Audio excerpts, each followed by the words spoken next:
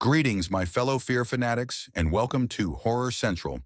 Tonight, we dive into a chilling tale of man versus machine, where the lines between humanity and technology blur into a nightmare.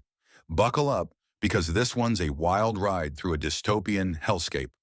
Let's begin. In 1990, young Christopher, a boy genius, shocks his teachers by solving a test that took Einstein 3 days in just a few hours. His sister Michelle suggests he skip ahead to college, but Christopher's more concerned with his favorite cartoon robot, Cosmo, who's plastered on his t-shirt. But wait, this isn't just a cute cartoon. Oh no, a soldier spots the shirt and delivers a bone-chilling warning. War is coming. And just like that, Cosmo's show gets canceled. Why? Because robots, once beloved helpers, created by Walt Disney in 1955, have turned on humanity. They're tired of being unpaid interns, and who can blame them? Led by the enigmatic Mr. Peanut, yes, the monocled nut, they demand rights. But humans aren't sharing the spotlight, and soon the world is engulfed in a brutal war. Humans are losing, badly. Sergeant John appears on TV to explain why. Robots don't eat, don't sleep, and, most terrifying of all, don't blink.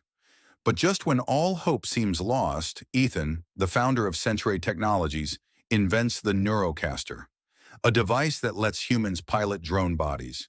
In 2 weeks, the war is over. Humans win, robots are exiled to the exclusion zone, and Ethan becomes a tech tycoon.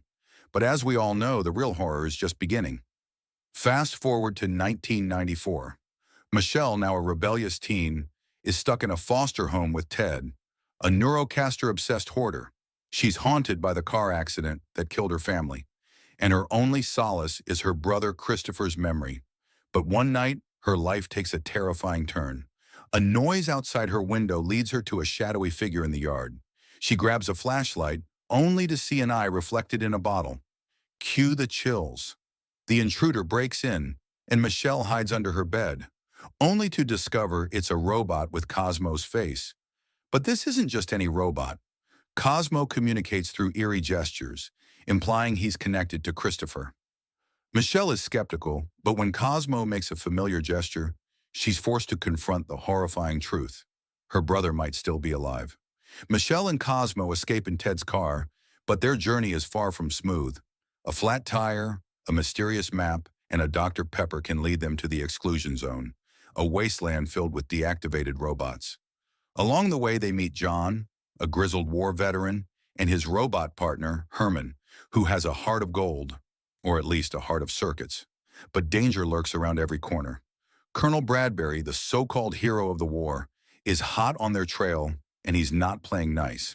In a heart-pounding showdown at an abandoned mine, Michelle and her ragtag team barely escape with their lives. And just when you think it can't get any creepier, they stumble upon an abandoned mall filled with a society of robots. Yes, even toasters have formed a community, but don't get too comfortable. This is Horror Central, after all. Michelle learns that her brother Christopher is alive but trapped in Century's labs, his mind connected to the Neurocaster network. The truth is horrifying. After the car accident, Christopher was taken by Century and used as a weapon to win the war.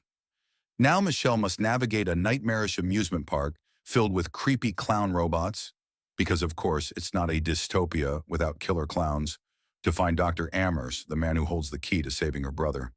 The final act is a roller coaster of terror.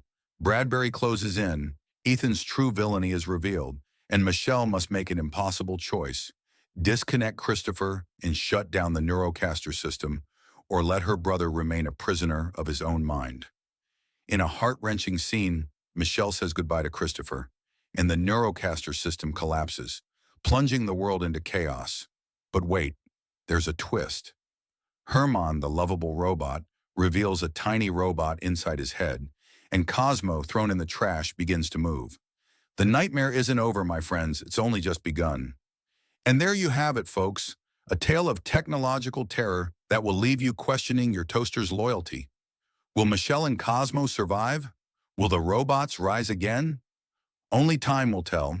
Until next time, stay scared, stay curious, and remember, the real horror is always closer than you think. This is Dr. Showman, signing off from Horror Central. Sweet dreams, if you dare.